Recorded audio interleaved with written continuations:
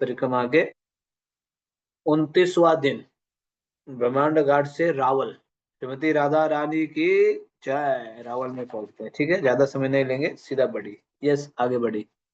हरे कृष्णा प्रभु जी। 29वां दिन ब्रह्मांड घाट से रावल। कल ही के समान हम में से अनेक भक्तों ने मंगल आरती से पहले यमुना स्नान किया। यमुना में प्रातःकालीन स्नान आध्यात्मिक एवं शारीरिक दृष्टि से शक्ति प्रदान करने वाला अनुभव है।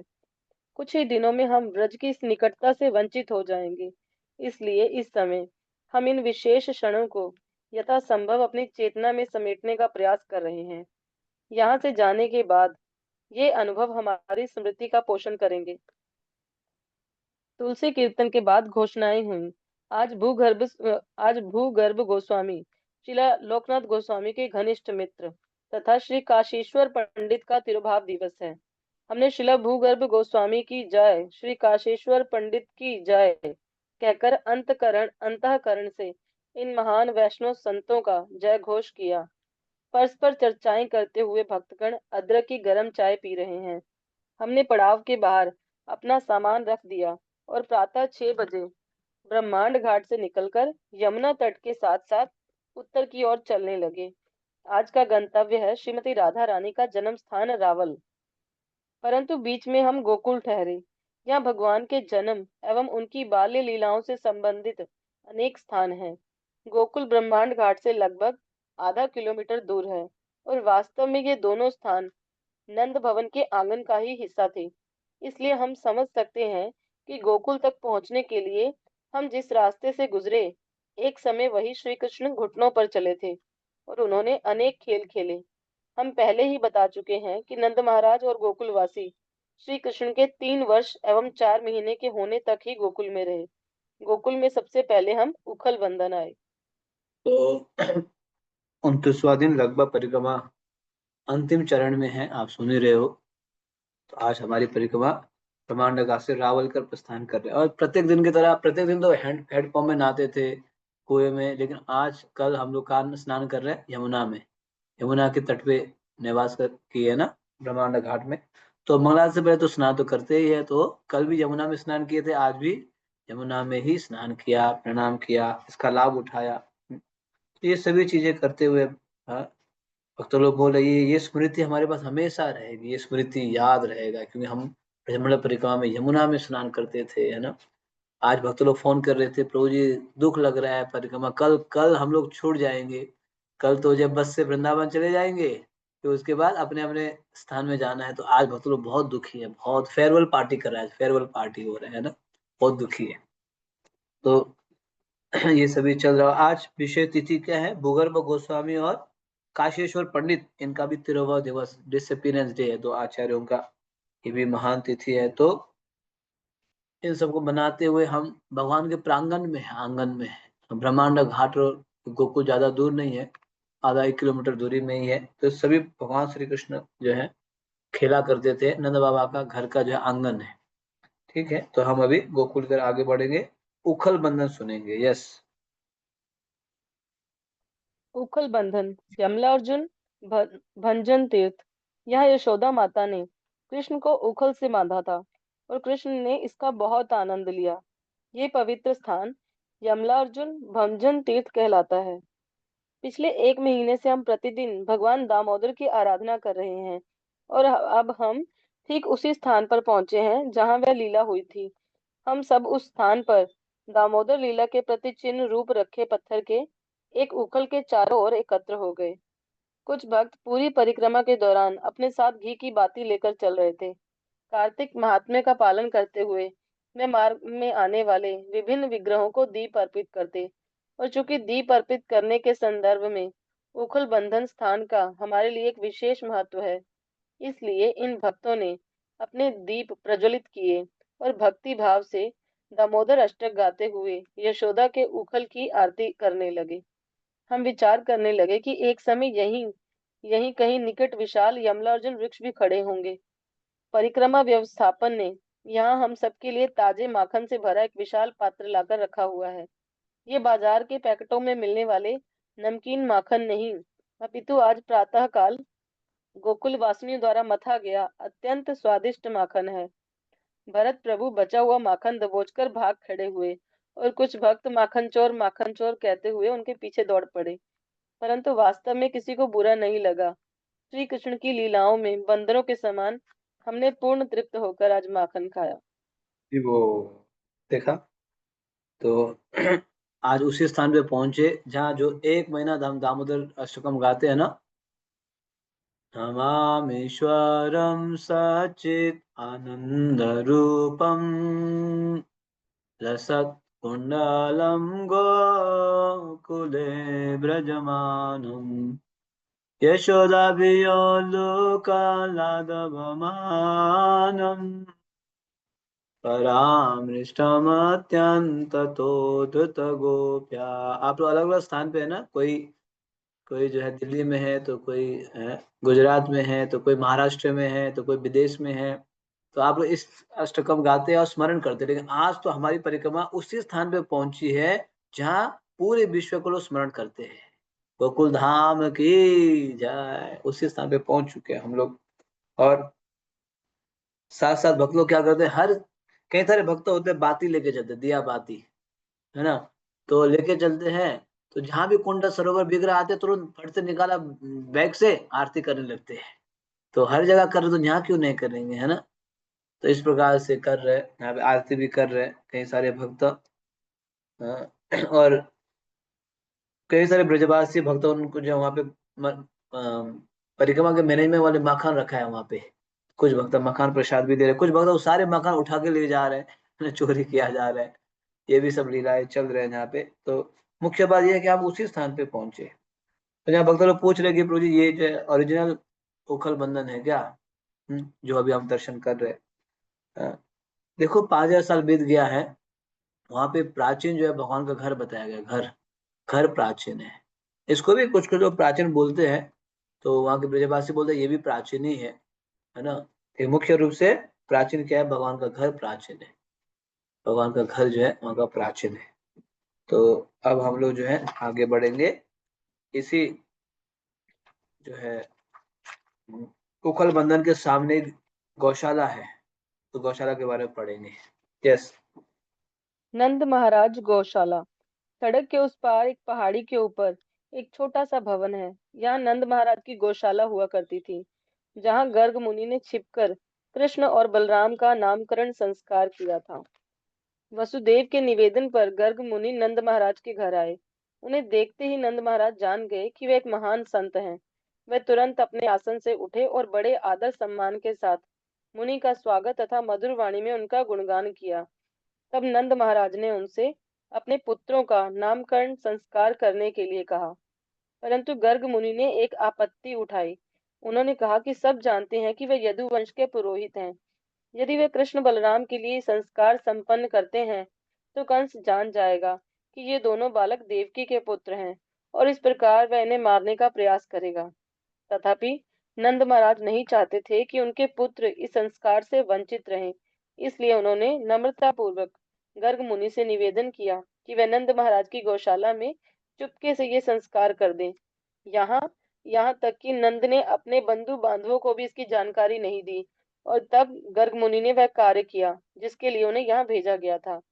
गर्ग मुनि बोले, रोहिणी का ये पुत्र अपने दिव्य गुणों द्वारा सारे संबंधियों एवं मित्रों को आनंद प्रदान करेगा, इसलिए ये राम कहलाएगा।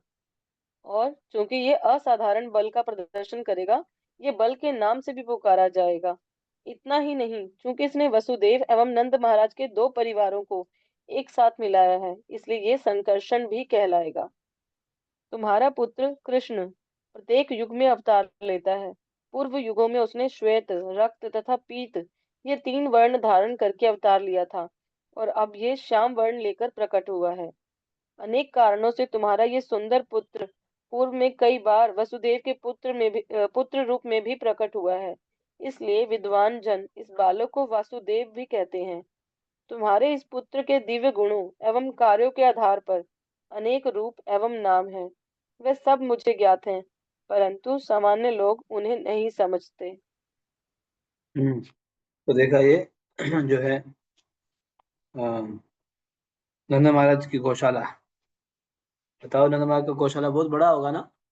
9 लाख तो गाय है, भैंस वगैरह भी रहता है, बकरी भी है। तो अब बताओ वो स्थान हमारी कल्पना से परे है। 9 लाख गाय रखने के लिए कितनी बड़ी गौशाला जरूरत पड़ती होगी, थोड़ा आप अनुमान लगा सकते हैं। तो उस गौशाला में चुपके से क्या हो रहा है, नामकरण संस्कार। नंद महाराज ने, सॉरी, वसुदेव, हाँ यस, हाँ? नंद महाराज ने क्या किया, गर्गाचार्य को आमंत्रित किया, गर्गाचार्य को।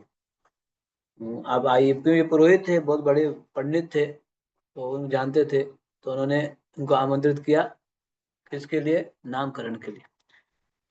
तो गर्गाचार्य ने ये बात बताया कि आप किसी को मत बताना ये बात, क्योंकि और वहां पे कोई ज्यादा लोग नहीं होना चाहिए, बिल्कुल कम लोग होना चाहिए। गौशाला में नामकरण कहाँ करेंगे, गौशाला में करेंगे, घर में नहीं।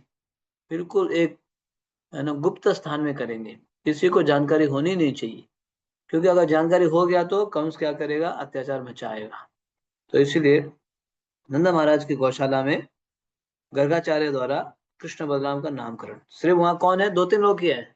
नंद बाबा, यशोदा मैया, रोहिणी मैया, गर्गाचार्य और कृष्ण बलराम, 6 लोग है बस। देखो ये पिक्चर में भी 6 लोग हैं, कितने सुंदर है ना कृष्ण बलराम, दोनों बैठे हैं। और इनके अभी नामकरण होने वाला है।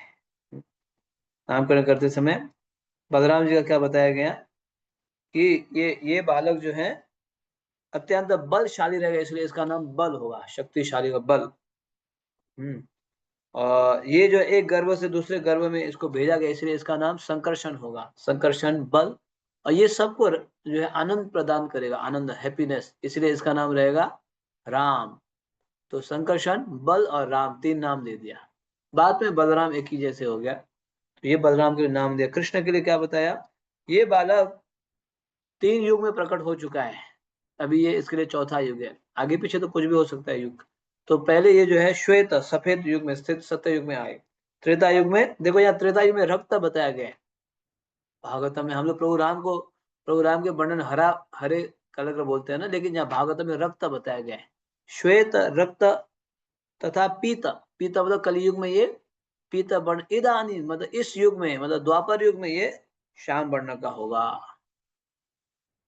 तो देखो, आप अभी कंफ्यूज होने की जरूरत नहीं है। अच्छा प्रभु जी, कई सारी जगह तो त्रेता युग में भगवान राम हरे रंग के हैं, यहाँ तो लाल रंग के हैं, है ना, क्योंकि ये अलग अलग कल्प भेद हो सकता है। हाँ? जैसे वरा वरा भगवान है ना, उनके भी भागवत में 2-3 रंग बताए गए। आपने सुना होगा ये बात, भागवत में 2-3 रंग बताया गया। तो इसी तरह यहाँ पे भी 2-3 रंग हो सकते हैं, प्रभु राम भी अलग अलग युग में अलग अलग रंग में आ सकते हैं, ये बात नोट कर लेना। तो इस प्रकार से कृष्ण बलराम का यहाँ पे नामकरण हुआ, बहुत ही विशेष स्थान है, थोड़े से पहाड़ी के ऊपर है, उखल बंधन के सामने ही है। ठीक है, आगे बढ़ते हैं। सप्त समुद्र कूप। सप्त समुद्र कूप। गौशाला के ठीक पीछे हमें नंद महाराज का कुआं दिखाई दिया, जो सप्त समुद्र कूप कहलाता है। इस कुएं में ब्रह्मांड के 7 समुद्रों का जल है।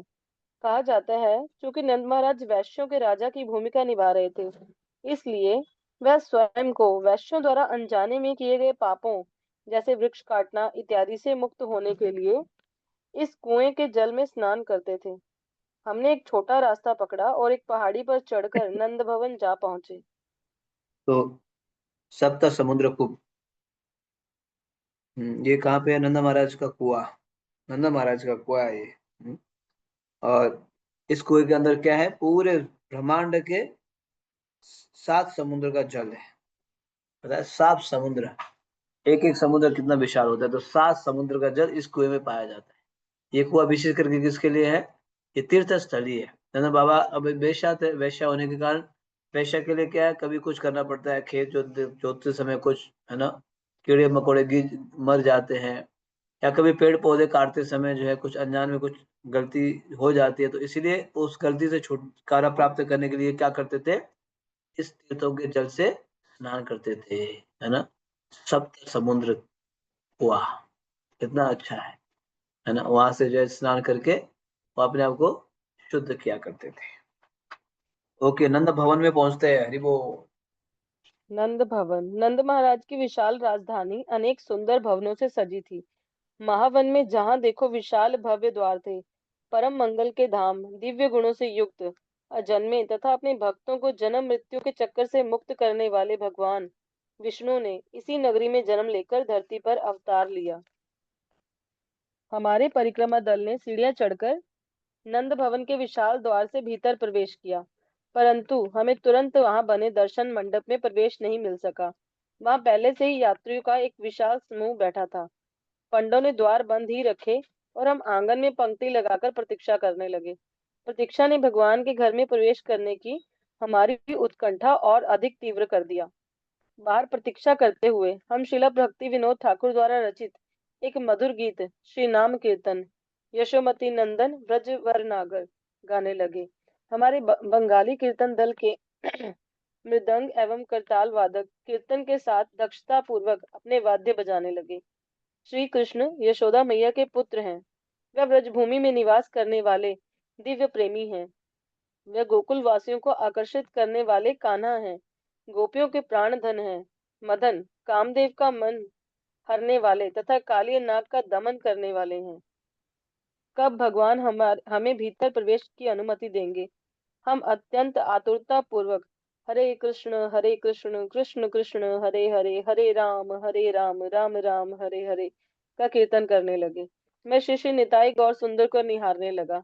आज वे अत्यंत आनंदित दिख रहे हैं, परंतु इसमें कोई आश्चर्य नहीं है। भक्ति रत्नाकर में वर्णन किया गया है कि जब श्री चैतन्य महाप्रभु नंद भवन आए थे, उन्होंने कैसा अनुभव किया था, साथ ही उन लोगों पर इसका क्या प्रभाव हुआ जो वहां उपस्थित थे। हे श्रीनिवास, श्री कृष्ण जन्मोत्सव के स्थान को देखकर इसी स्थान पर श्री चैतन्य महाप्रभु दिव्य प्रेम में भाव विभोर हुए थे। गहन प्रेम का अनुभव करते हुए वह नृत्य कीर्तन में मग्न हो गए और अपनी कृपा वितरित करते हुए उन्होंने सबके हृदय को मोहित कर लिया। चारों दिशाओं से आए लोग श्री चैतन्य महाप्रभु के दिव्य अनुवाद को देखकर भगवान हरि के पवित्र नामों का कीर्तन करने लगे। ये कोई साधारण सन्यासी नहीं, अपितु स्वयं श्री कृष्ण है। ये कहते हुए उन लोगों की आंखों से आंसू बहने लगे। भगवान के दिव्य प्रेम के प्रभाव से लोग उन्मत्त हो उठे और आनंद में भाव विभोर हो भूमि पर गिर पड़े। श्री गौरचंद्र के कार्यों को समझने की शक्ति भला किसमें है? इस प्रकार महावन आनंद का विशाल समुद्र बन गया।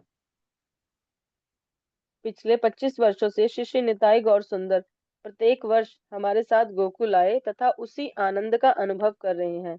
वस्तुतः उनके आनंद में निरंतर असीमित रूप से वृद्धि होती रहती है। बस हम ही ऐसे अभागे हैं जो प्रत्यक्ष इन लीलाओं का दर्शन नहीं कर पा रहे हैं। कब वह दिन आएगा जब हम गोकुल में श्री श्री निताई गौर सुंदर के नृत्य कीर्तन का प्रत्यक्ष दर्शन करके भाव विभोर हो भूमि पर गिर पड़ेंगे?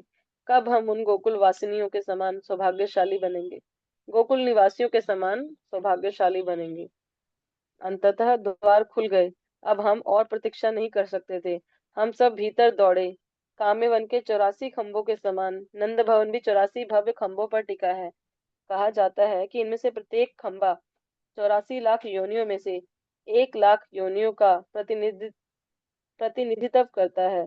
उन खंभों का आलिंगन कर हमने उनकी परिक्रमा की और ये प्रार्थना की कि इससे 84 लाख योनियों में हमारी यात्रा समाप्त हो सके। नंद भवन के भीतर एक बड़ी वेदी है, किंतु इस समय पर्दे लगे हैं और दर्शन बंद हैं। यहाँ के पंडों के पास अपने माइक हैं, इसलिए हमें यहाँ बोलने का अवसर नहीं मिला। उन्होंने श्री कृष्ण एवं बलराम जन्म से संबंधित लीला सुनाई और फिर अपनी विभिन्न वस्तुओं के लिए आर्थिक सहयोग के लिए आवाहन करने लगे, जैसे जन्माष्टमी महोत्सव, गौ सेवा इत्यादि। अंततः मंदिर के पर्दे खुले। हमने श्री विग्रहों का प्रणाम किया और तृप्त होकर उनके दर्शन किए। नंद महाराज एवं यशोदा माता के सुंदर विग्रहों के बीच बलराम जी के काले विशाल विग्रह हैं। पीछे एक पालने में खड़े होकर बांसुरी बजा बजा रहे गोपाल के विग्रह हैं। पालने से एक डोरी बंधी है। हम बारी बारी से उसे खींचकर गोपाल को झूला झुलाने लगे। पंडों ने हमें उदार हृदय से दान देने के लिए प्रेरित किया और इस बात पर बल दिया कि गोकुल श्री बलराम का जन्म स्थान भी है। तब उन्होंने हम सबको भगवान की प्रसन्नता हेतु हंसाया। सभी ने इसका आनंद लिया। ऐसा कुछ समय होता रहा। दर्शन के पश्चात उन पंडों ने हमारे हाथों में थोड़ा प्रसाद दिया और हम वहां से बाहर आने लगे। देर से पहुंचे भक्त अब खंभों का आलिंगन कर रहे हैं। हमने यहाँ बाहर रखी कुछ अन्य मूर्तियों के दर्शन किए। एक मूर्ति यशोदा माता की है, जिसमें वह एक बड़ी मटकी में दही मथ रही हैं। अनेक पंडे हमारा ध्यान आकर्षित करते हुए दावा करने लगे कि फलानी फलानी लीला यहाँ या वहां हुई ठीक थी। है, एक मिनट ना तो चर्चा कर लेते हैं। नंद भवन के बारे में सुन रहे हो आप? नंद भवन आप सुने? नंद के आनंद भयो, जय कन्हैया लाल की। हाथी घोड़ा पाल के, जय कन्हैया लाल के। आप जन्माष्टमी में गाते हैं ना।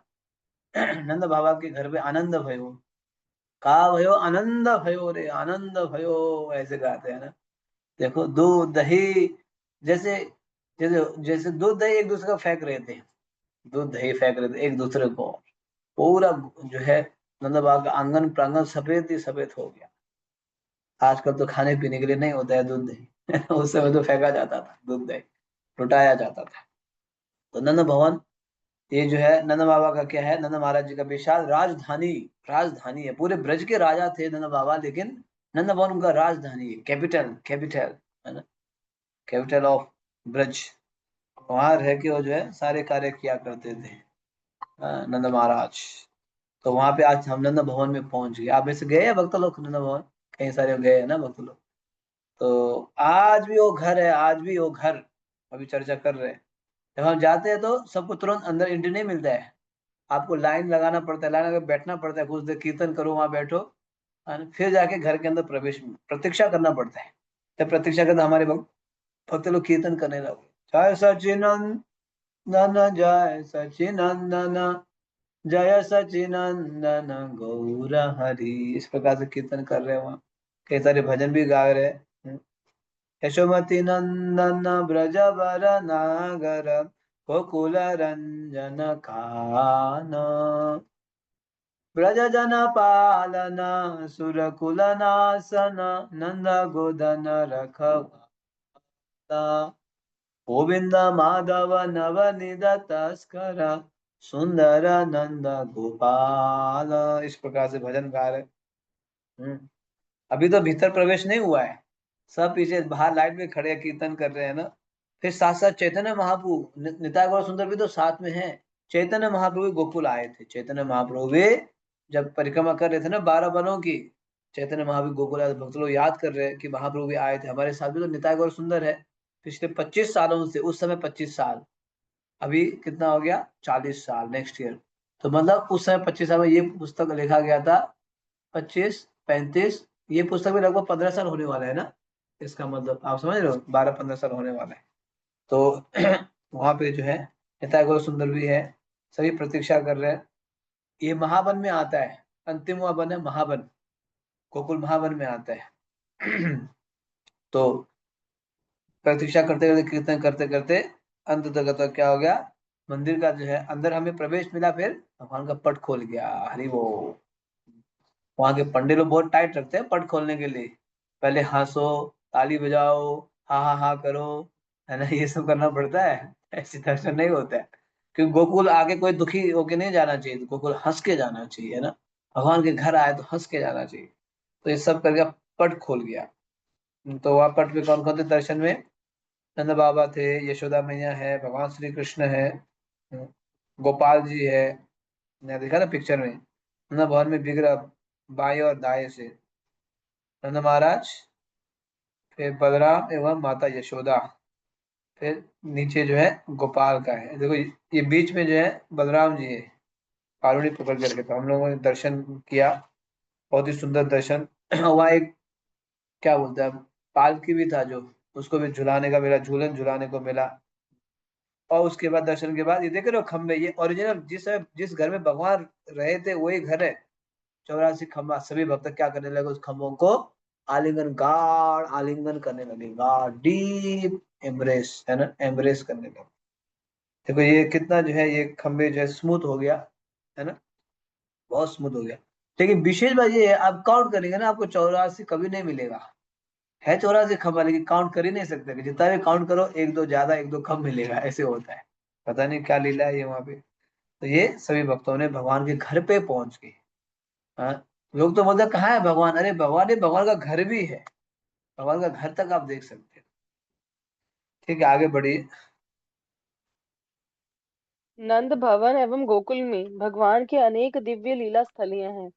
सर्वप्रथम नंद भवन ही वह स्थान है जहाँ मथुरा में जन्म लेने के पश्चात भगवान श्री कृष्ण आए थे। श्रीमद् भागवतम से हम समझते हैं कि जिस समय वसुदेव भगवान को गोकुल लेकर जाने लगे, कंस के सारे पहरेदार सो गए और कारागार के द्वार ऐसे खुल गए मानो चमत्कार हुआ हो। तब वसुदेव ने यमुना पार की। गोकुल पहुंचने पर उन्होंने देखा कि वहां सारे गोप ग्वाले भी गहरी नींद में सो रहे थे। वसुदेव ने सावधानी पूर्वक कृष्ण को माता यशोदा के पास बिस्तर पर सुला दिया और उनकी नवजात पुत्री को उठाकर कंस के कारागार लौट आए। वहां पहुंचकर उन्होंने पुनः अपने पैरों में बेड़ियां डाल ली। यशोदा प्रसव पीड़ा से इतनी थक गई थी कि वे पूरी घटना के दौरान सोती रहीं। उन्हें इस बात का भान भी नहीं था कि उनकी नवजात संतान पुत्र है या पुत्री, अथवा किसी ने बाहर से आकर उसकी संतान को बदल लिया है। श्रीमद् भागवतम के तात्पर्य में शिला प्रभुपाद शिला विश्वनाथ चक्रवर्ती ठाकुर को उद्धृत करते हुए इस जगत में श्री कृष्ण जन्म से संबंधित एक अन्य गुह्यम तथ्य उजागर करते हैं। जन्माष्टमी के दिन अर्धरात्रि के समय कंस के कारागार में भगवान अपने चतुर्भुज रूप में वसुदेव देवकी के सम्मुख प्रकट हुए। उसी समय गोकुल में माता यशोदा ने भी एक संतान को जन्म दिया। ये शिशु स्वयं भगवान श्री कृष्ण थे, जबकि कंस के कारागार में प्रकट होने वाले भगवान श्री कृष्ण के चतुर्भुज विष्णु रूप थे। इसलिए हमारे पूर्ववर्ती आचार्य कहते हैं कि कृष्ण का जन्म मथुरा में नहीं अपितु गोकुल में हुआ। श्रील जीव गोस्वामी उल्लेख करते हैं कि पहले जब नंद एवं यशोदा की पुत्र प्राप्ति की इच्छा पूरी हुई थी, उस समय नंद महाराज के हृदय से यशोदा माता के हृदय में ये स्थानांतरण हुआ था। वह स्थानांतरण एक संतान का नहीं वरन दो संतानों का हुआ था। वह थे भगवान श्री कृष्ण एवं योग माया। मथुरा में कृष्ण जन्म के पश्चात महत्वपूर्ण क्षण वह आया जब कंस के भय से देवकी ने भगवान को उनके चतुर्भुज रूप का संवरण करने के लिए कहा। उसके बाद क्या हुआ, जीव गोस्वामी इसका वर्णन करते हैं। जब देवकी ने क्रूर कंस के भय के कारण ये इच्छा की कि कृष्ण अपने चतुर्भुज रूप को छिपा लें और उनकी इच्छा पूरी करने के लिए कृष्ण द्विभुज रूप लेकर कारागार में प्रकट हुए। उसी समय गोकुल में श्री कृष्ण ने योगमाया के साथ यशोदा के गर्भ से भी जन्म लिया था। वह द्विभुज रूप यशोदा से देवकी के पास आया और चतुर्भुज रूप में विलीन हो गया। ये कैसे हुआ? योग माया निराकार रूप में यशोदा के गर्भ में रही और कृष्ण की वाहिका बनी। जिस प्रकार वायु नील कमल में बहती है, वह निराकार योग माया यशोदा के पुत्र को बिना किसी के दिखे मथुरा ले आई। जब यशोदा नंदन कृष्ण कंस के कारागार में पहुंचे तो चतुर्भुज देवकी नंदन उनमें समा गया। जन्म के समय यशोदा के गर्भ में स्थित योग माया ने यशोदा को प्रसव पीड़ा के कारण मूर्छित कर दिया। तब योग माया बाहर प्रकट होकर बिस्तर पर सो गई। शेष कथा का वर्णन हो चुका है। वसुदेव मूल द्विभुज कृष्ण को गोकुल लाए और शिशु को योग माया से बदलकर कंस के कारागार लौट आए। इतना चर्चा कर लेते हैं तो कई विस्तार लीला दिया गया है ना। तो गोकुल में क्या है, गोकुल में भगवान की अनेक सारी लीलाएं हुई है। तो उनमें से सबसे सबसे जो है प्रथम लीला जन्म लीला के बारे में बता रहे हैं, है ना। तो जब भगवान का जन्म जो है दो स्थान पे हुआ है, भगवान का जन्म, हाँ, दो स्थान पे बताया गया, ध्यान ध्यान दीजिएगा। Living now, living, okay okay, ये आप सर्विसेज कोऑर्डिनेटर। तो भगवान का जन्म दो स्थान पे हुआ है, ध्यान रखिएगा। अभी आपको ये पता है, यानी एक तो मथुरा में, दूसरा गोकुल, उसी सेम समय, सेम टाइम, सेम रात्रि को मथुरा में हो गया देवकी नंदन, वहां पे जन्म लिए वो, शंख चक्र गदा पद्म धारण करके वसुदेव के हृदय में गए, फिर देवकी के हृदय से प्रकट हुए। ठीक उसी समय उधर यशोदा के गर्भ से भी दो संतान, यशोदा के गर्भ से दो संतान हुआ, देखिए जोड़वा, एक पुत्र एक पुत्री, कृष्ण और योगमाया। अब इधर से वसुदेव कृष्ण को लेके मथुरा से जब पहुंचे गोकुल, तो वहां तो यशोदा मैया को तो कुछ भी पता नहीं था, तो पूरा सोए हुई थी, अभी संतान जन्म दी थी, है ना। तो उन्होंने देखा तो वहां तो दो संतान है, वहां इधर से एक तीन हो गए, है ना, दो कृष्ण और एक योग माया। तो फिर इन्होंने क्या किया, वसुदेव जी ने अपने कृष्ण को जो लेके गए थे ना इधर, जो मथुरा से, वही छोड़ दिया, वहां से योग माया को लेके आए। आप समझ रहे बात को, गोकुल से योग माया को लेके आए। अब वहां पे दो कृष्ण मिलके एक ही बन गए, मथुरा कृष्ण और वृंदावन गोकुल कृष्ण मिलके एक ही बन गए। तो बताया गया ये जो है कृष्ण मथुरा वाले चतुर्भुज वाले, लेकिन वो श्याम सुंदर है, मिलके एक ही बन गए। ये जब अलग कब होंगे, जब अक्रूर जी ले जा रहे थे ना वहां भगवान को मथुरा, उस समय अक्रूर घाट में, आपको याद होगा हमने डे 1 में पढ़े थे, उस समय अलग हुए। तो ये अधिकतर लोग नहीं जानते, लेकिन जीव गोस्वामी ऐसे लिखते हैं। इसलिए कृष्ण कभी वृंदावन नहीं छोड़े, है ना। ये बहुत ही गुह्य लीला है, जीव गोस्वामी ऐसे लिखते हैं। तो ये विशेष यहाँ लीला वर्णन किया गया है जीव गोस्वामी के हिसाब से। यस, आगे बढ़िए। गीता में भगवान ने कहा है, जन्म कर्म च मे दिव्यम एवं यो वेति तत्वतः। इस श्लोक का यही तात्पर्य है कि हम श्री कृष्ण के जन्म को यथार्थ समझने का प्रयास करें, और यही बुद्धि का सर्वोत्तम उपयोग है। जो भक्त इन विषयों की गहराई में गोता लगाना चाहते हैं, वह शिला विश्वनाथ चक्रवर्ती ठाकुर द्वारा भागवत के दशम स्कंद पर लिखी टीका सारार्थ दार्शनी सारार्थ दर्शनी तथा शिला जीव गोस्वामी द्वारा लिखी गोपाल चंपू का अध्ययन कर सकते हैं। साथ ही हमें स्मरण रखना चाहिए कि नंद भवन योग माया की भी जन्म स्थली है। अपने अवतरण से पूर्व श्री कृष्ण ने योग माया को व्रजभूमि में जन्म लेने के लिए कहा था। श्री कृष्ण ने योग माया को एक और कार्य सौंपा था, बलराम जी को देवकी के गर्भ से रोहिणी के गर्भ में स्थानांतरित करना। अंततः योगमाया इसी नंद भवन में यशोदा माता की पुत्री बनकर जन्माष्टमी के दिन प्रकट हुई। जैसा कि हमने ऊपर कहा है, कृष्ण को जन्म देने के कुछ ही समय पश्चात माता यशोदा ने योगमाया को जन्म दिया, और इस प्रकार योगमाया कृष्णानुजा यानी भगवान की छोटी बहन बनी। वही नंद भवन में कितने वही नंद भवन में कितने धूमधाम एवं हर्षोल्लास के साथ कृष्ण जन्म मनाया गया होगा, हम इसकी केवल कल्पना ही कर सकते हैं। नंदोत्सव नाम से विख्यात ये उत्सव जन्माष्टमी से अगले दिन मनाया जाता है। उस दिन नंद भवन का क्या दृश्य रहा होगा, श्रीमद् भागवतम में हमें इसकी एक झलक प्राप्त होती है। नंद महाराज का निवास व्रजपुर पूरी तरह विविध बंधनवारों एवं पताकाओं से सजाया गया था, और विभिन्न स्थानों पर द्वार नाना प्रकार की पुष्पमालाओं, वस्त्रों तथा आम की पत्तियों से सजे थे। आंगनों, मार्गों के निकट द्वारों तथा घर के कमरों में रखी प्रत्येक वस्तु को अच्छी तरह झाड़ बुहार कर पानी से धोया गया था। ये मंगल समाचार सुनते ही व्रज के स्त्री पुरुष सुंदर परिधान एवं आभूषण पहनकर सजने संवरने लगे। उलसित हृदय से वे नाना उपहार लेकर नंद भवन की ओर चले। रोहिणी देवी सुंदर वस्त्राभूषण पहनकर उत्सव में आई हुई स्त्रियों का स्वागत करती हुई यहाँ वहां आ जा रही थी।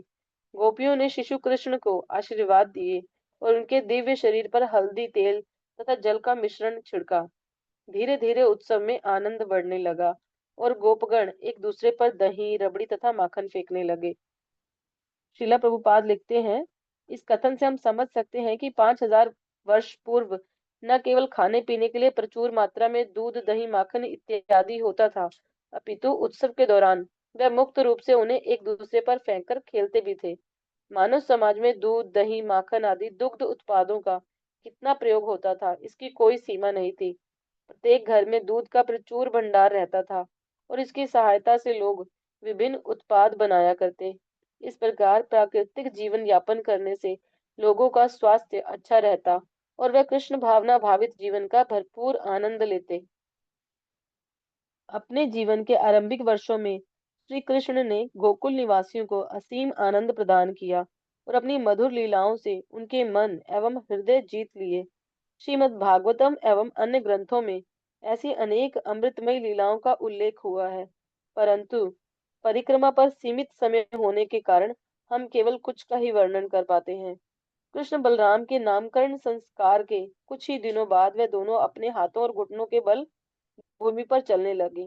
सर्प की भांति वे गोबर और गौमूत्र के कीचड़ में रेंगते, और उस समय उनके नुपुर झुनझुन की अत्यंत मधुर ध्वनि उत्पन्न करते। बड़ी गोपियों के नुपुरों की ध्वनि सुनकर कृष्ण रेंगते हुए उनके पास जाते और उनकी साड़ी पकड़कर खड़े हो जाते। परंतु जब वे देखते कि वे स्त्रियां उनकी माताएं नहीं है, वे भयभीत होकर अपनी वास्तविक माता के पास दौड़ जाते। तब माता यशोदा और माता रोहिणी उन्हें अत्यंत स्नेह पूर्वक उठाकर स्तनपान कराती। दूध पीते समय कई बार वह बालक मुस्कुराते, और उस समय उनके नए नए उगे दांत दिखाई देने लगते। इसे देखकर उनकी माताएं आनंद सागर में निमग्न हो जाती। कई बार आंगन में रेंगते हुए वह उत्सुकता पूर्वक बछड़ों की पूंछ पकड़ लेते। पूंछ खींचे जाने पर बछड़े भयभीत हो उठते और यहाँ तहाँ दौड़ते हुए शिशुओं को अपने साथ घसीटते ले जाते। हंसते हुए बड़ी गोपियां अपने घर के कार्य छोड़कर कृष्ण बलराम को छुड़ाने आ जाती। तो जब एक मिनट, भगवान ने इतना इतना बोला। चर्चा कर लेते हैं, हरि बोल। काफी हो गया, फिर मैं चर्चा नहीं कर पाऊंगा। सबसे पहले ये योग माया का कार्य बताया गया है। भगवान ने योग माया को सेवा दिया गया है ना। क्या करो आप, बलराम जी को जो है, बलराम जी को क्या करो, देवकी के गर्भ से रोहिणी के गर्भ में स्थानांतरित करो। ये योग माया को, और वहां जाके जो है भगवान के बारे में गुणगान गाओ। ये लीला के बारे में बताया गया है, योग माया के बारे में। और साथ ही साथ अब कृष्ण बलराम का जन्म हो गया, प्राकट्य हुआ। प्राकट्य होने के बाद फिर वहाँ कई सारे ब्रजवासी सभी अच्छे अच्छे वस्त्र पहन के नंदोत्सव नंदोत्सव मनाने के लिए आ गए। हाँ? नंदोत्सव मनाने के लिए सभी ब्रजवासी वहाँ मिल गए, इकट्ठा होके। देखो, पे जो है उपहार लेके आए, गिफ्ट इत्यादि। हम्म।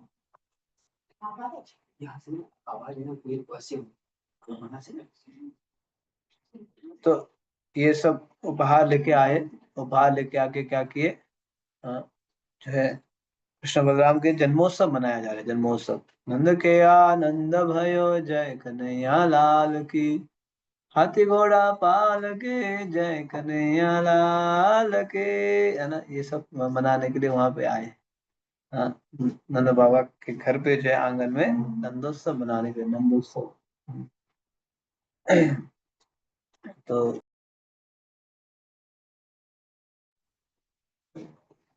अचानक जो है क्या करने लगे वहां नंदोत्सव, कई सारे लोग। कोई तो दूध दही फेंक रहे हैं ना उधर। ठीक है, वहां पे जो है दूध दही फेंका जा रहा है, उपहार दिया जा रहा है, उपहार। बस, ओके, इट्स ओके। उपहार दिया जा रहा है, देखा आपने। हम्म।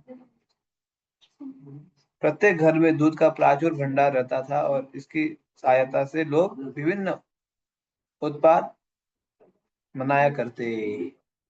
देखा, वो लोग उत्सव किससे मनाते थे, दूध दही से मनाया करते थे। दूध दही एक दूसरे में फेंकते हुए, कितना अच्छा है ना, दूध दही फेंक के इस प्रकार से उत्सव मनाया करते थे।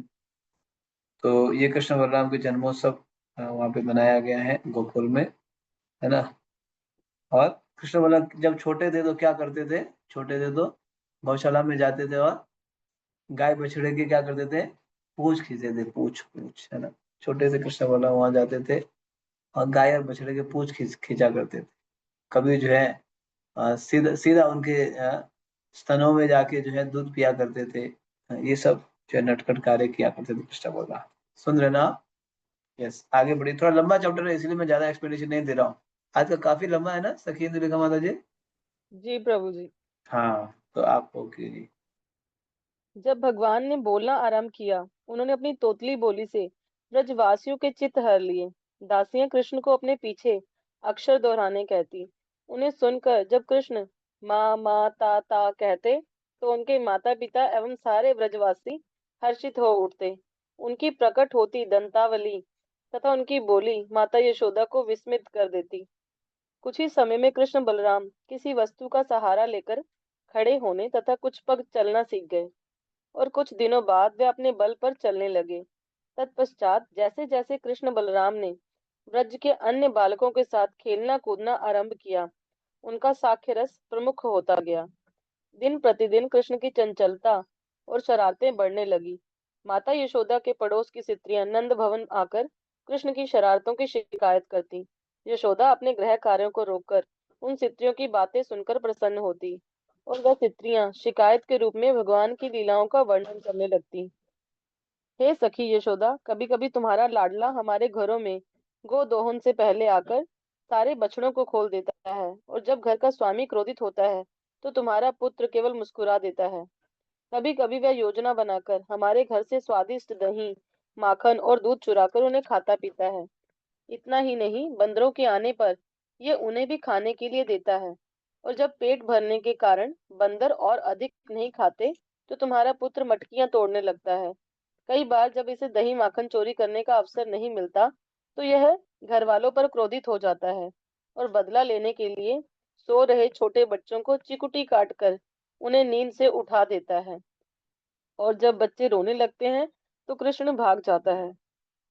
कई बार गोपियां हाथ में मिठाई लेकर कृष्ण को ऊपर छलांग लगाने के लिए कहती हैं। कई बार वह उन्हें नाचने के लिए कहती। जब वह तालियां बजाकर नाना प्रकार से कृष्ण को प्रोत्साहित करती, तो कृष्ण मधुर मुस्कान के साथ गोपियों की इच्छा अनुसार नाचने लगते। कई बार गोपियों के कहने पर वह उच्च स्वर में गाते भी। कभी कभी यशोदा माता एवं वरिष्ठ गोपियां कृष्ण को कुछ सामान लाने के लिए भी कहती, जैसे लकड़ी की छोटी तख्ती या खड़ाऊं अथवा लकड़ी का छोटा बर्तन। यदि कृष्ण उसे उठा नहीं पाते, तो उसका स्पर्श करके वहीं खड़े हो जाते। कई बार वे अपनी संबंधियों को आनंद प्रदान करने के लिए अपने शरीर को अपने हाथों से थपथपाकर ये दिखाते कि वे कितने बलवान हैं। कई बार रात्रि समय कृष्ण को सुलाने के लिए माता यशोदा उन्हें भगवान रामचंद्र की कथा सुनाती। परंतु जब कृष्ण ने यह सुना कि रावण वेश बदलकर सीता देवी का अपहरण करने आया, तो कथा का विपरीत प्रभाव होता। उनकी नींद उड़ जाती और वे जोर से पुकारने लगते, हे लक्ष्मण, मेरा धनुष बाण कहाँ है। कई बार यशोदा कृष्ण को नरसिंह देव की कथा सुनाती कि किस प्रकार हिरण्यकशिपु का वध करने के लिए वे खंबे से प्रकट हुए थे। ये सुनकर कृष्ण के मुख कमल पर मुस्कान छा जाती। सोते समय कई बार कृष्ण देवताओं से बातें करते और ये सुनकर यशोदा चिंतित हो जाती। हे शिव जी, आपका स्वागत है, कृपया आसन ग्रहण करें। ब्रह्मा जी, आप मेरी दाएं ओर विराजें। हे कार्तिकेय, क्या तुम स्वस्थ हो। हे इंद्र, क्या तुम प्रसन्न हो। कुबेर, तुम कहाँ थे, मैंने कुछ दिनों से तुम्हें देखा नहीं। इस प्रकार अपने पुत्र को नींद में बातें करते सुनकर यशोदा बोली, लाला, तुम ये सब स्वर की बातें क्यों कर रहे हो। तब कृष्ण की बुरी शक्तियों से रक्षा करने के लिए वे अपने पुत्र पर थोड़ी लार लगा देती। नंद भवन के प्रमुख द्वार से बाहर निकलकर हमने रास्ता पार किया और उस भवन की ओर चले जहाँ शिला सनातन गोस्वामी की भजन कुटीर थी। भगवान की कई सारी लीलाएं अब आप कुछ सुन रहे हो। बाल लीलाएं, छोटे छोटे बाल लीलाएं है ना। हम्म। बहुत ही अद्भुत बाल लीला है। कभी कभी तो कृष्ण क्या करते थे, मामा ताता बोल के, हाँ, बातें कर रहे हैं, है ना। मामा अभी तो बस छोटे से है ना, तो तोतली भाषा में बात कर रहे हैं, मामा ताता। ऐसे बच्चे बहुत अच्छा लगता है ना, ऐसे बच्चे बात करते हैं तो सुनने में बहुत अच्छा। ये लीला हुई है। और तो धीरे धीरे फिर चलना सीख गए, है ना। चलना सीख गए तो फिर कभी कभी गिर भी जाते हैं ना, इधर उधर गिर जाते हैं, फिर भी वो चल, चलने का प्रयास कर रहे हैं। ये उनके विशेष लीला, ये सारी लीलाएं गोकुल में हुआ है, ये सभी लीलाएं। हम्म। और जब धीरे धीरे चलने लगे तो गोपियों के घर जाने लगे। हाँ। तो फिर कुछ मखान चोरी करने लगे तो गोपियां कंप्लेन करने के लिए आती थी, यशोदा, हे यशोदे, तुम्हारा ये कन्हैया क्या करता है, आता है चोरी करता है, ये करता है वो करता है, बहुत बार चोरी करता है। यशोदा बोलते, चोरी क्यों करेगा मेरा कन्हैया, मेरे घर में तो 9 लाख गाय है, हो ही नहीं सकता है। ये सभी लीलाएं जहाँ पे अभी आपने सुना था। कभी कभी गोपियां कृष्ण को पकड़ के नाचने के लिए बोलती थी, नाचो अभी, नाच के दिखाओ, तब माखन खिलाएंगे, तब छाछ खिलाएंगे, है ना। तो कृष्ण भी क्या करते थे, नाच के दिखाते थे, है ना, गोपियों के बीच में नाच के दिखा, उच्च स्वर में कभी गाते थे तो कभी नाचते थे, कभी गोपियां गाती थी। कभी का सामान लाने के लिए बुझाओ, सामान लेके आओ, तो भगवान उठा नहीं पाते थे कृष्ण जो है ना, तो फिर ऐसे हिला के छोड़ देते थे। हाँ। तो ये सभी जो है लीलाएं गोकुल में हुई है। कभी का कृष्णा सपने में ही चलाने लगते थे। हाँ। तो सपने में कभी राम बन जाते हैं, कभी कुछ बन जाते हैं, ये सभी अद्भुत लीलाएं उसी गोकुल में हुआ है। ठीक है, आगे बढ़ेंगे क्योंकि बहुत लंबा चैप्टर है, मुझे पता नहीं था इतना लंबा है आज, काफी लंबा है। ठीक है, आगे बढ़े। सनातन नंद गोस्वामी। भवन नंद भवन के प्रमुख द्वार से बाहर निकलकर हमने रास्ता पार किया और उस भवन की ओर चले जहाँ शिला सनातन गोस्वामी की भजन कुटीर थी। सनातन गोस्वामी भजन कुटीर। भक्ति रत्नाकर वर्णन करती है कि जब सनातन गोस्वामी यहाँ निवास कर रहे थे, तो वे प्रतिदिन मदन गोपाल के दर्शन किया करते। मदन गोपाल यमुना के बालुई तट रमण रेती में खेला करते थे। एक दिन मदन गोपाल एक ग्वाले के रूप में महावन के अन्य बालकों के साथ वहां खेलने के लिए आए। जब सनातन गोस्वामी ने उन सबको वहां खेलते देखा, तो उनके मन में विचार आया कि ये एक बालक साधारण दिखाई नहीं देता। खेल समाप्त होने के बाद सब बालक अपने घर लौटने लगे। सनातन गोस्वामी उस बालक का पीछा करते हुए उसके घर तक आए। उन्होंने उस बालक को मंदिर में प्रवेश करते देखा, परंतु जब सनातन गोस्वामी ने मंदिर में प्रवेश किया, तो उन्हें वह ग्वाल बाल कहीं दिखाई नहीं दिया। वह केवल मदन मोहन के विग्रह वहां केवल मदन मोहन के विग्रह थे। विग्रह को प्रणाम कर बिना किसी से कुछ कहे सनातन गोस्वामी अपने घर लौट आए। मदन गोपाल पूरी तरह सनातन गोस्वामी की भक्ति एवं प्रेम द्वारा नियंत्रित थे। जिस भवन में सनातन गोस्वामी की भजन कुटीर है, उसी भवन के भूतल में पाताल देवी का मंदिर है और वहां जाने के लिए कुछ सीढ़ियां उतरनी पड़ती हैं। दर्शन करने के बाद हम पुनः भवन के प्रवेश द्वार पर आए और वहां से बाएं मुड़कर पहाड़ी उतरने लगे। हम जहां कहीं गए, पुजारियों के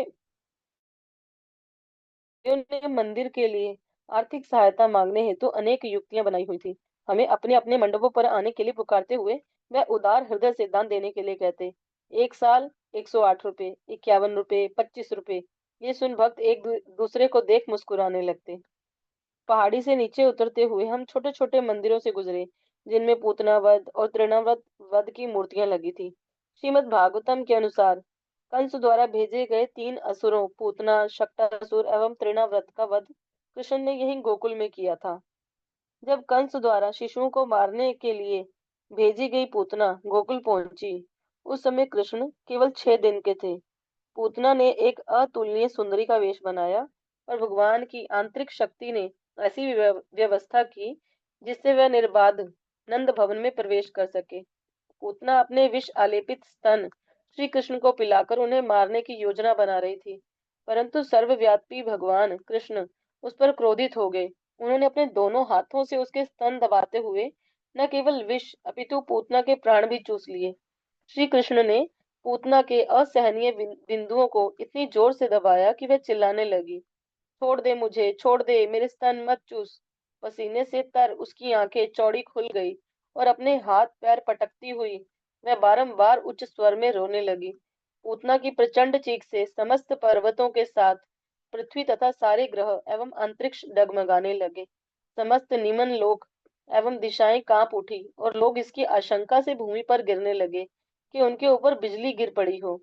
इस प्रकार श्री कृष्ण द्वारा अत्यंत जोर से स्तन चूसे जाने पर पीड़ित पूतना के प्राण पखेरु उड़ गए।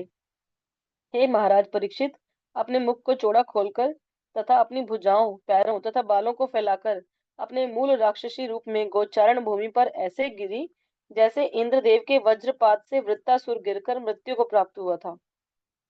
शिशु कृष्ण के साथ संघर्ष करते हुए पूतना कक्ष से बाहर निकली और सीधे गांव की ओर दौड़ी। शिला विश्वनाथ चक्रवर्ती ठाकुर संकेत देते हैं कि ये भगवान की व्यवस्था थी कि पूतना बहुत दूर जाकर गिरी, जिससे गोकुल वासियों को कोई हानि ना पहुंचे। जब पूतना का विशालकाय शरीर गोचारण भूमि पर गिरा, उसने 12 मील दायरे के सारे फलों के वृक्षों को कुचल दिया, परंतु किसी भी गांव के घर को हानि नहीं पहुंची। वैष्णव तोषणी टीका के अनुसार कुचले गए सारे वृक्ष कंस के निजी उपवन के वृक्ष थे। जिस दूसरे प्रभु जी हो गए, ये एक लीला समाप्त हो गई। यस, तो ये पुतनावत, यहाँ पे 2 लीला वर्णन किया गया है। एक तो मदन गोपाल का प्राकट्य है ना, सनातन गोस्वामी को मदन गोपाल का प्राकट्य। तो वह ये भक्ति रत्नाकर में वर्णन आया है किस प्रकार से मदन गोपाल ने सनातन गोस्वामी के साथ लीला की थी। मैं ज्यादा विस्तार में वर्णन नहीं करूंगा क्योंकि ऑलरेडी लेट है, इसलिए कि आपने सुना ही है। दूसरी लीला, भगवान ने गोकुल में 3 असुर का वध किया, ये याद कर लीजिएगा, है ना। पूतना और जो है तृणावत, और कौन, पूतना तृणावत और एक कौन है, बकासुर। है बकासुर शक्तासुर, शक्तासुर। शकटासुर, नहीं, sorry Shakatasura, sorry sorry. Shakatasura, 3 असुर का। तो सबसे पहले किसका वध किया, पूतना का वध पूतना। किया। हाँ, पूतना पूतना का वध किया, सिर्फ 6 दिन के थे भगवान, तो पूतना का वध किया, है ना। तो पूतना सिर्फ 6 दिन की थी, भगवान 6 दिन के थे तो पूतना का वध किया। तो ये पूतना वर्णन लीला या वर्णन आया। पूतना जो है अगासुर बकासुर की बहन थी, बकी। कंस ने भेजा था, ऐसे अनेक असुर भेजा करता था, उसमें से एक असुर पूतना थी। कितना, 12 मील बताया गया ना, जब 12 मील, 12 किलोमीटर, 12 मील लंबी ऊंची पुतना बन के आई थी, विशाल, कृष्ण को दूध पिला के मारने के लिए। लेकिन ये हुआ नहीं, कृष्ण ने उसका प्राण पी लिया। जब पूतना वहां पे शरीर छोड़ी तो उसका शरीर भगवान ने जब बाहर बाहर जाके मारा उसको, क्योंकि गोकुल में मारते तो कोई गौशाला में कहीं हानि पहुंचता, तो भगवान ने दूर जाके उसका वध किया। ये एक लीला, विशेष लीला हुई है। बस आगे बढ़िए। जिस दूसरे असुर का वध श्री कृष्ण ने किया था वह था शक्टासुर, जो एक बछड़े का रूप लेकर आया था। जब कृष्ण 3 महीने के हुए तो वे करवट बदलने लगे। ये देखकर माता यशोदा ने एक महोत्सव का आयोजन किया। ये उत्थान कहलाता है। अपने बालों को स्नान कराने के बाद माता यशोदा ने ब्राह्मणों का आदर सत्कार किया और उन्हें प्रचुर मात्रा में अन्न तथा अन्य खाद्य पदार्थ, वस्त्र तथा गायें दान में दी। जब ब्राह्मण अनुष्ठान कर रहे थे, माता यशोदा ने देखा कि बालक को नींद आ रही है। पहले उन्होंने बालक को अपनी गोद में उठा लिया और एक स्थान पर बैठ गई, जिससे कृष्ण की नींद में बाधा न आए। परंतु उन्हें अपने घर आए अतिथियों पर भी ध्यान देना था। इसलिए उन्होंने ध्यानपूर्वक कृष्ण को आंगन के कोने में खड़ी एक हाथ गाड़ी के नीचे सुला दिया। माता यशोदा कुछ समय कृष्ण के साथ लेट गई, जिससे बालक को अच्छी नींद आ जाए। जब उन्होंने देखा कि कृष्ण गहरी नींद सो गए हैं, वह धीरे से उठी और अतिथियों की सेवा में व्यस्त हो गई। कुछ ही देर में कृष्ण जग गए। उन्हें भूख लगी थी और माता का स्तनपान करने के लिए वे रोने लगे। परंतु उत्थान समारोह के कार्यक्रम में व्यस्त रहने के कारण माता यशोदा को कृष्ण के रोने की आवाज सुनाई नहीं दी। खिन्न होकर कृष्ण अपने पैर ऊपर हवा में फेंकने लगे, जिससे उनका पैर ऊपर हाथगाड़ी को जा लगा। भगवान श्री कृष्ण आंगन के एक कोने में रखी हाथ गाड़ी के नीचे लेटे थे, और यद्यपि उनके नन्हे चरण कोपलों के समान सुकोमल थे, तथापि जब उन्होंने अपने चरणों से गाड़ी को मारा तब तो वे बुरी तरह पलटकर चकनाचूर हो गई। पहिए धूरी से अलग थलग हो गए और उसका लट्ठा एवं आरे टूटकर गिर पड़े। हाथ गाड़ी पर विभिन्न धातुओं से बने अनेक छोटे बर्तन रखे थे और वह सब यहाँ वहां बिखर गए। वास्तव में भगवान ने स्तनपान करने हेतु अपनी माता का ध्यान आकर्षित करने के बहाने एक अन्य उद्देश्य पूरा किया। उस हाथ गाड़ी में श्री कृष्ण को मारने के लिए कंस द्वारा भेजे गए एक असुर शक्तासुर ने प्रवेश कर लिया था। जब भगवान ने लात मारकर उस हाथ गाड़ी को चकनाचूर कर दिया, शक्तासुर का आश्रय बिखर गया और वह असुर बलात् भूमि पर आ गिरा। गर्ग संहिता में वर्णन है कि पूर्व जन्म में शक्तासुर उत्कच नामक एक असुर था। वह हिरण्यकश का पुत्र था और उसका शरीर अत्यंत विशाल था। एक दिन लोमश मुनि की कुटिया के पास विचरण करते हुए उत्कच ने कुछ वृक्ष तोड़ डाले। लोमश मुनि क्रोधित हो उठे और उत्कच को भूत बनने का श्राप दे दिया। मुनि के मुख से शाप निकलते ही उत्कच का स्थूल शरीर गिर पड़ा। अपने सूक्ष्म शरीर में उत्कच लोमश मुनि के चरणों पर गिरकर क्षमा मांगते हुए एक शरीर की याचना करने लगा। असुर की सच्चे मन से की गई याचनाओं को सुनकर लोमश मुनि शांत एवं प्रसन्न हो गए। वे अपने शाप को वापस नहीं ले सकते थे, इसलिए उन्होंने उत्कच को एक वरदान दिया। शाप के प्रभाव से उत्कच को कुछ समय स्थूल शरीर के बिना रहना होगा, परंतु व्यवस्थ मनवंतर में वह भगवान के चरण कमलों के स्पर्श से मुक्त हो जाएगा। और जब श्री कृष्ण ने हाथ गाड़ी को लात मारी तो लोमश मुनि के वचन सत्य हो गए। श्रीमद् भागवतम के अनुसार गोकुल में श्री कृष्ण प्रभु जी, ये लीला खत्म हो गई, तीसरी भी कंटिन्यू करो। आने ये वाला डिस्कस कर लेते हैं पर संक्षेप में ही। तो ये भगवान ने दूसरा असुर, कौन सा है दूसरा असुर? शकटासुर। ये तस्वीर देख के आपको पता होना चाहिए। शकट मतलब बैलगाड़ी है ना, हाथ गाड़ी, हाथ गाड़ी बोलते हैं इसको, हाथ गाड़ी। बैलगाड़ी में हाथ गाड़ी, हाथ से देखो, हाथ से खींचने वाला हाथ गाड़ी। हाथ गाड़ी तोड़कर शकटासुर को भूमि पर पटकाते हुए श्री कृष्ण, भगवान को ना मैया ने क्या किया, ये पिक्चर देखो, पिक्चर देखे पता चल जाएगा। पिक्चर की सॉरी, वो जो है हाथ गाड़ी के नीचे सुला दी थी ताकि कुछ ना हो जाए, है ना भगवान को। लेकिन असुर आ गया वहां पे, शकट, शकट के ऊपर ही बैठा हुआ था, छिपा हुआ था। भगवान को मतलब भगवान को ना कुचलवा के मारना चाह रहा था शकटासुर जो है, लेकिन ऐसा नहीं हुआ। भगवान ने उसका ही वध कर दिया। ये याद रहेगा आपको, दूसरा असुर भगवान ने किसका वध किया? शकटासुर, गोकुल में भगवान ने जो मतलब पूरे उनके लीला में ये दूसरा असुर है वध किया। अब आएगा तीसरा असुर, यस पढ़ लीजिए। श्रीमद् भागवतम के अनुसार गोकुल में श्री कृष्ण द्वारा मारा गया तीसरा असुर तृणाव्रतासुर था। कृष्ण के पहले जन्मोत्सव के कुछ दिनों बाद यशोदा माता उन्हें अपनी गोद में लेकर थपथपा रही थी। माताओं के समान वे अपने लाडले पुत्र को हवा में धीरे से उछालती और फिर पकड़ लेती। आनंदित हो कृष्ण हंस रहे थे और उन्हें हंसता देख यशोदा का हृदय प्रसन्न हो गया। जब माता और पुत्र खेल रहे थे, सहसा कृष्ण का भार बढ़ने लगा। उनका भार इतना बढ़ गया कि यशोदा के लिए उनका भार सहन करना कठिन हो गया। ना चाहते हुए भी यशोदा ने कृष्ण को नीचे रख दिया।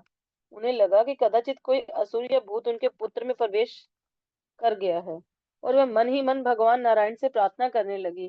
कृष्ण को वहीं आंगन में छोड़कर वह ब्राह्मणों से सहायता मांगने के लिए वहां से चली गई। उनके द्वारा अनुष्ठान किए जाने के बाद यशोदा अपने गृह कार्यों में व्यस्त हो गई। शिला प्रभुपाद टीका में लिखते हैं कि श्री कृष्ण जानते थे कि तृणाव्रत उन्हें यशोदा की गोद से ले जाने के लिए आ रहा है।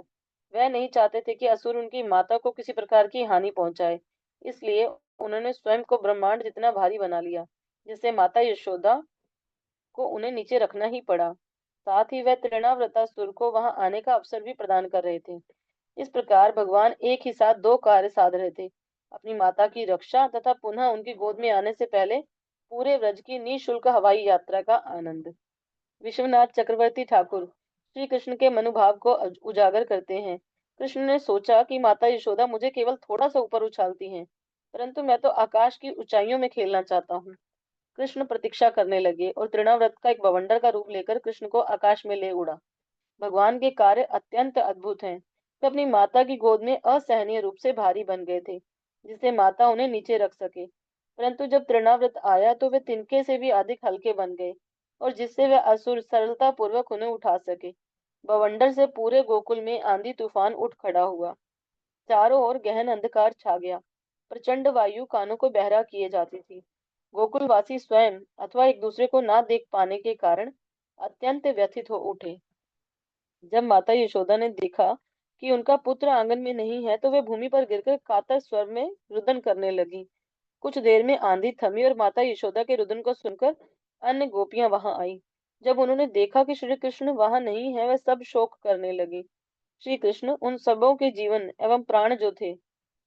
इसी बीच तृणाव्रत श्री कृष्ण को ऊंचे आकाश में ले आया। उसके बाद जो हुआ वह असुर की योजना अनुसार नहीं था। श्री कृष्ण ने अपना भार बढ़ाना आरंभ किया। कुछ ही देर में तृणाव्रत के लिए उन्हें उठाए रखना कठिन होने लगा और उसकी गति थम गई। परंतु भगवान का भार बढ़ता ही गया।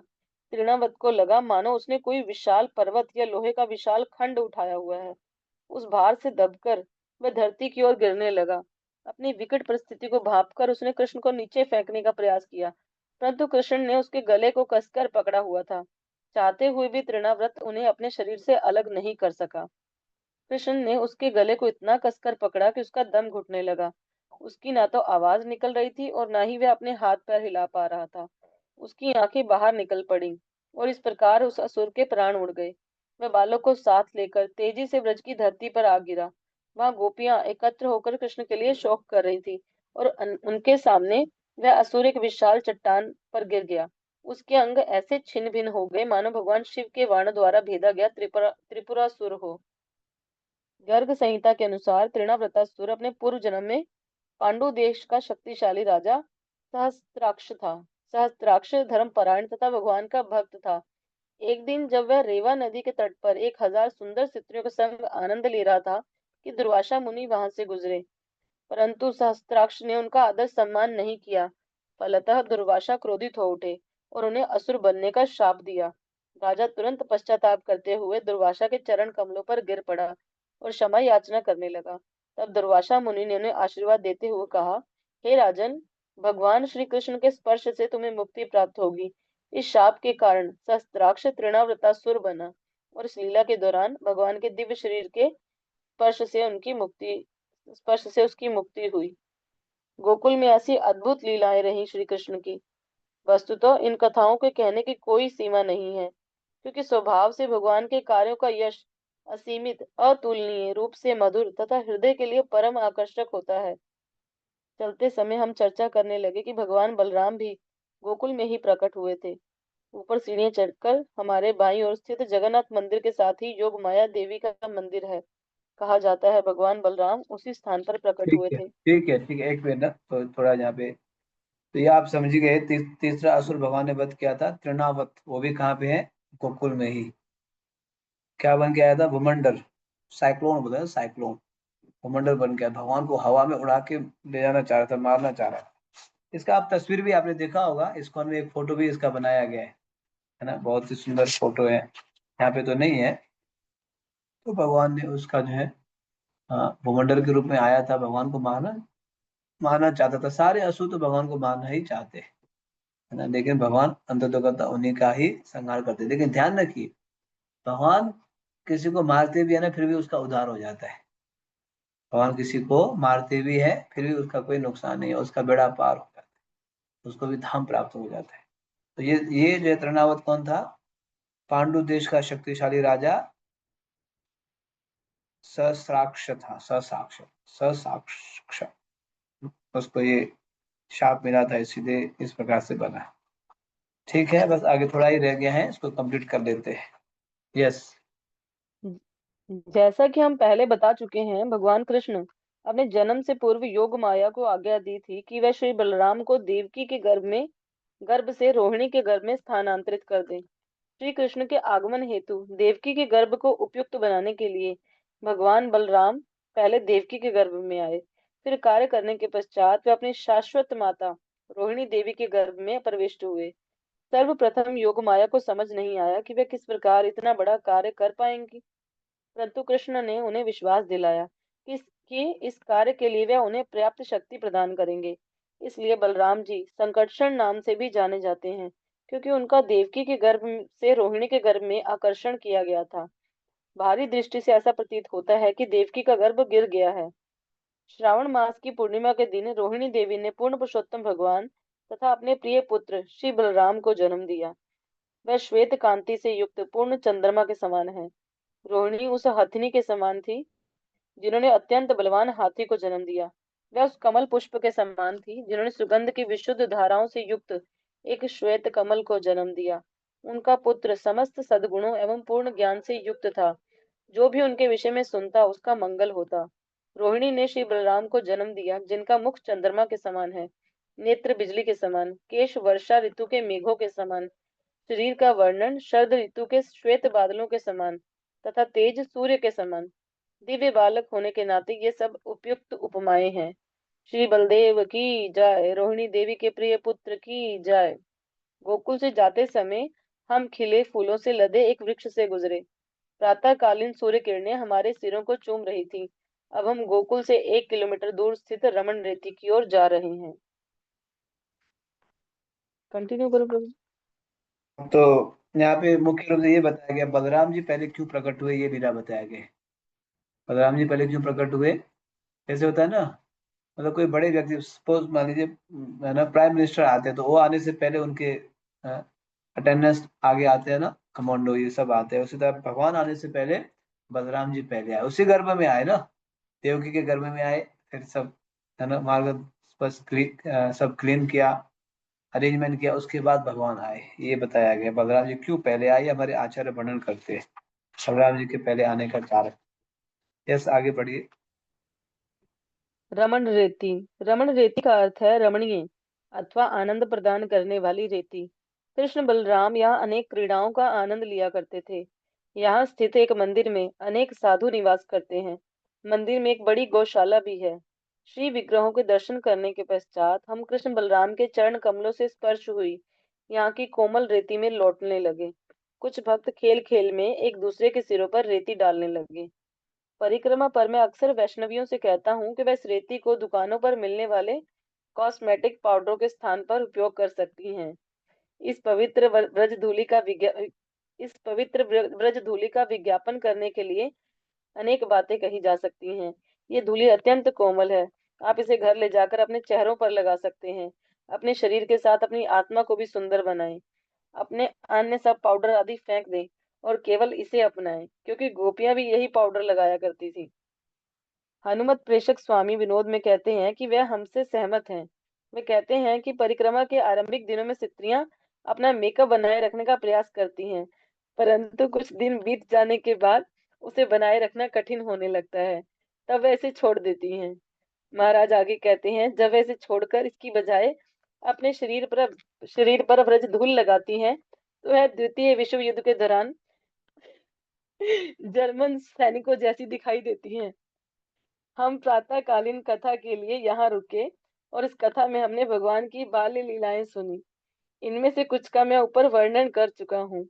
कथा से पहले मैंने अपने वैष्णव भजन पुस्तिका से एक गीत गाया। कृष्ण जिनका नाम है, गोकुल जिनका धाम है। कथा के पश्चात हमने यही स्वादिष्ट नाश्ता किया। भक्तगण पंक्तिबद्ध बैठ गए और उनकी पत्तलों पर सुगंधित चावल, दाल, पूरी, सब्जी और सलाद परोसा गया। भगवान का महाप्रसाद पाने से पहले हमने प्रसन्न हो प्रसाद प्रार्थना गाई। प्रसाद के पश्चात हमने अपने हाथ धोए, पानी की अपनी बोतलें भरी और पुनः सड़कों पर चल पड़े। हमारा मन उल्लसित तथा पैर पैर मानो हल्के हो गए। कदाचित ऐसा इसलिए क्योंकि हम एक उपलब्धि का अनुभव कर रहे हैं। हम शीघ्र ही परिक्रमा जो पूरी करने वाले हैं। रावल यहाँ से कुछ ही किलोमीटर दूर है। हम व्यस्त मथुरा गोकुल मार्ग पर चलने लगे। कहने की आवश्यकता नहीं है कि हमें वाहनों के तेज बजते भोंपुओं तथा उनसे निकलते काले धुएं का पुनः सामना करना पड़ रहा है। मैं राघव पंडित के साथ नरोत्तम दास ठाकुर तथा श्रीनिवास आचार्य द्वारा की गई परिक्रमा पर विचार करने लगा। वह इस यात्रा से कितनी भिन्न रही होगी।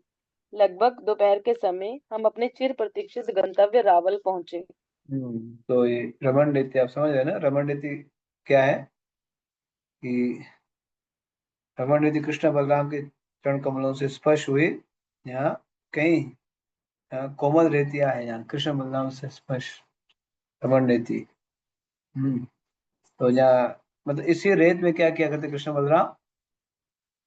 रमण लीला किया करते थे इसी रेत में। इसी यहीं पे ही अलग अलग प्रकार की लीलाएं किया करते थे, इसलिए रमण नीति बहुत ही विशेष स्थान है, बहुत ही विशेष स्थान। तो हमारे भक्त भी वहां जाते हैं। तो आप पिक्चर में देखो, यहाँ देखो नेक्स्ट पिक्चर में, हाँ लोटपोट कर रहे थे का माता जी, प्रभु जी, बच्चे, ब्रह्मचारी, सन्यासी सब इस रमण नीति में लोटपोट करते हैं। विशेष है। यहाँ महाराज जी लिख रहे हैं, कई सारे माताएं अपने जो है सौंदर्य को मेंटेन करने का प्रयास करते हैं, है ना? मैंने तो आपको शुरुआत में बताया ना, परिक्रमा के 3-4 दिन बाद सारे जो है मेकअप खत्म हो जाएगा। कितने दिन तो संभाल के रखेंगे, वो असली चेहरा निकल के आ जाएगा। बस 2-3 दिन परिक्रमा चल जा रहे तो फिर तो हो गया। कब तक मेंटेन करेंगे वो, है ना? थक जाए, चलो छोड़ो अभी जैसे वैसे रहने दो, है ना? तो यहाँ पे तो और क्लियर हो जाता है। आपके लिए मेकअप क्या है? ये रेत ही मेकअप है। इसी रेत को क्या करो, मेकअप बनाओ, इसी में आनंद लो।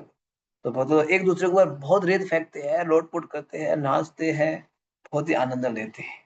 तो उसके बाद हम लोग पहुंचेंगे श्रीमती राधा रानी के स्थान रावल धाम की जय। बस यही लास्ट पास टाइम है रावल धाम, ज्यादा नहीं, दो दो पेज का है, ठीक है? यस। रावल पूर्व काल में मुख्य मुख्य रावली के नाम से विख्यात रावल श्रीमती राधा रानी की दिव्य प्रकट स्थली है। हे श्रीनिवास, रावल को देखो, जहाँ महाराज वृषभानु आनंद पूर्वक निवास करते थे। यहीं श्री राधिका प्रकट हुई और उनके दिव्य प्राकट्य से यह संपूर्ण जगत हर्षोल्लास से भर उठा। मुख्य रावली नगरी में कीर्तिदा देवी की गर्भ रूपी खान से श्रीमती राधा रानी रूपी बहुमूल्य मणि ने जन्म लिया। समस्त देवता, ऋषिगण तथा मानव आनंद पूर्वक श्रीमती राधा रानी का गुणगान करते हैं। मेरी यही प्रार्थना है कि जब मैं गोप गोपियों तथा सुरभि गायों से युक्त महाराज वृषभानु की नगरी मुख्य रावली में प्रवेश करूं तो मैं दिव्य आनंद एवं प्रेम की प्रचंड बाढ़ में डूब जाऊं। रावल का प्रमुख लाडली लाल मंदिर एक अत्यंत रमणीय एकांत स्थान में स्थित है। ये प्रमुख मार्ग से 1 किलोमीटर दूर तथा यमुना के निकट है। हमने प्रमुख मार्ग से बाएं मुड़कर एक संकरा मार्ग लिया और ऊंची घासों, खेतों तथा अनेक कटीले स्थानों को पार करके रावल पहुंचे। विशेष दर्शन प्राप्त करने के लिए कुछ न कुछ मूल्य चुकाना ही पड़ता है। श्री श्री लाडली लाल के दर्शन मनोहारी हैं। श्री मूर्तियां सामान्य मूर्तियों से छोटी तथा गोलमुखी हैं। उनकी प्रेम भरी मुस्कान एवं करुणा भरी भरी दृष्टि हमारे हृदय को मधुरता से भर देती है। कुछ ही समय पूर्व मंदिर में श्रीमती राधा रानी की बाल राधा रूप में एक मूर्ति स्थापित की गई है। उसका रूप और मुद्रा प्रचलित लड्डू गोपाल जैसे हैं और ना जानने वाले लोग भूल से उन्हें लड्डू गोपाल ही मान बैठेंगे। परिक्रमा भक्त दान देने के लिए अलग से रखी धनराशि में से कुछ अंतिम नोट और सिक्के निकालकर दान पेटी में डालने लगे। तब हम मंदिर के ही निकट डाले गए अपने पड़ाव की ओर चल पड़े। अपने खेमों में पहुंचकर हमें हमने अपना सामान संभाला और कुछ देर विश्राम किया। दोपहर बाद हम पुनः लाडली लाल मंदिर के निकट एक छोटे उद्यान में श्रीमती राधा रानी के दिव्य प्राकट्य एवं उनकी महिमाओं का श्रवण करने के लिए एकत्र हुए। सामान्य दिनों की अपेक्षा आज हमारा दोपहर का प्रसाद थोड़ी देर से हुआ। हर वर्ष की भांति इस वर्ष भी रावल में परिक्रमा भक्तों के लिए एक विशाल भोज का आयोजन किया गया। कथा के पश्चात प्रसाद से भरे ट्रक की प्रतीक्षा करते हुए भक्त परस्पर संग का लाभ लेने लगे। कुछ भक्तों ने परिक्रमा की अंतिम संध्या पर अच्छे वस्त्र पहने। उन्होंने अपने नए मित्रों से फोन नंबरों का आदान प्रदान किया और परस्पर अपने अनुभव एवं साक्षात्कार साझे। कल इस समय तक हमारी परिक्रमा संपूर्ण हो जाएगी और हम सब अपने अपने स्थानों पर लौटने लगेंगे। परंतु 1 महीने भक्तों का इतना निकट संग करने के बाद कोई भी अलग नहीं होना चाहता। वे एक दूसरे के अभाव का अनुभव करेंगे। इस प्रकार पूरा वातावरण परस्पर प्रेम एवं प्रशंसा की भावनाओं से ओतप्रोत है। अंततः हमारे प्रसाद का ट्रक आ पहुंचा और भक्तों को पंक्ति में बैठाकर उनके सामने पत्तलें बिछा दी गई। प्रसाद ऐसा है कि कोई भी निराश नहीं हो सकता। आज प्रसाद में अनेक व्यंजन हैं, इसलिए वितरण के लिए अधिक सेवकों की आवश्यकता है। कुछ परिक्रमा भक्त प्रसन्नता पूर्वक अपने साथियों की सेवा के लिए तैयार हो गए और पंक्तियों के बीच तेजी से चलते हुए पास्ता, चाइनीज नूडल्स, अंकुरित सलाद, रायता, पनीर एवं अन्य सब्जियां, कोफ्ता, चावल, पूरी, विभिन्न प्रकार की रोटियां और सबसे अंत में स्वादिष्ट खीर, ये सब भक्त प्रसन्नचित्त एवं मुस्कुराते दिख रहे हैं। हमारे एक भारतीय यात्री ने कहा, कुछ ऐसे व्यंजन रहे जो मैंने अपने जीवन में पहली बार परिक्रमा पर ही खाए। परिक्रमा पर आने से पहले मैंने कभी चाइनीज नूडल्स या पास्ता नहीं खाया था। आकाश में स्थित लगभग पूर्ण चंद्रमा हमें परिक्रमा की पहली संध्या का स्मरण दिला रहा है। उस समय भी चंद्रमा पूरा था। साय 6:30 बजे हम संध्या आरती के लिए एकत्र हुए। शंख बजा, पुजारी ने घंटी बजाई और श्री श्री निताई गौर सुंदर के चरण कमलों पर धूप अर्पित करने लगे। परिक्रमा पर ये हमारी अंतिम संध्या आरती है। हमारे हृदय आनंद और शोक की मिश्रित भावनाओं से भरे हैं। करताल और मृदंग की ताल पर भक्तगण नाचने लगे और धीरे धीरे रात्रि पूरे जगत को अपनी बाहों हाँ, से एक समेटने मिनट ना, लगे। 1 मिनट इतना चर्चा कर लेते हैं। रावल धाम की जय। ये रावल धाम है। तो यहाँ जो आप सुन रहे हो, श्रीमती राधा रानी का प्राकट्य स्थान। अधिकतर लोग सोचते हैं बरसाना नहीं, बरसाना में श्रीमती राधा रानी का लालन पालन हुआ है, रावल में प्राकट्य हुआ है। इस रावल का पहले का नाम क्या है? मुख्य रावली, मुख्य रावली नाम से जाना जाता है। देखो यहाँ पे भी लाडली लाल है, जैसे बरसाना में लाडली लाल है ना, वैसे यहाँ पे भी लाडली लाल मंदिर है, रावल में भी लाडली लाल मंदिर। तो भक्त लोग यहाँ रावल रावल आ रहे, रावल पहुंच रहे हैं, आज दर्शन कर रहे हैं रावल में। और सभी उत्साहित भी है, साथ साथ दुखी भी है, क्योंकि आज लास्ट डे है ना। कल तो सब अपने अपनी जगह पे पहुंच जाएगा, लास्ट डे तो दुखी भी है। बहुत दुखी है, बहुत एक दूसरे को आलिंगन कर रहे हैं, बातें कर रहे हैं, आप कहाँ से हो, है ना, सब अब तो परिचय है, लेकिन एड्रेस ले रहे हैं, नंबर ले रहे हैं, आपके क्षेत्र में हम मिलने के लिए आएंगे। परिक्रमा में बहुत मित्र बन जाते हैं, बहुत मित्र बन जाते हैं ना। 1500 लोग चलते हैं, मतलब साधारण थोड़ा ना है। तो रावल जाते जाते सभी जो है बहुत दुखी है कि आज हम लोग एक दूसरे को छोड़ के जाना पड़ेगा। हाँ। तो तब तो यहाँ प्रसाद पहुंच जाता है। कोई भक्त बोला हमने पास्ता कभी नहीं खाया, तो जीवन में परिक्रमा में आके फर्स्ट टाइम पास्ता खाया है ना। ऐसे भी होते हैं, बंगाल से डिवोटी लोग आते हैं ना, पास्ता वगैरह होता नहीं है वो गाँव वगैरह में। बोला हमने पास्ता वगैरह फर्स्ट टाइम खाया, ये सब बातें भी बोलते हुए यहाँ पे बैठ रहे हैं। और अंतिम आरती होने वाले भी, संध्या आरती, अंतिम आरती। कल तो संध्या आरती में नहीं रहेंगे, मंगला आरती के बाद विश्राम घाट जाके छूट जाएंगे, है ना। तो इसलिए ये अंतिम संध्या आरती भी करने जा रहे हैं। ठीक है, लास्ट पढ़ लीजिए।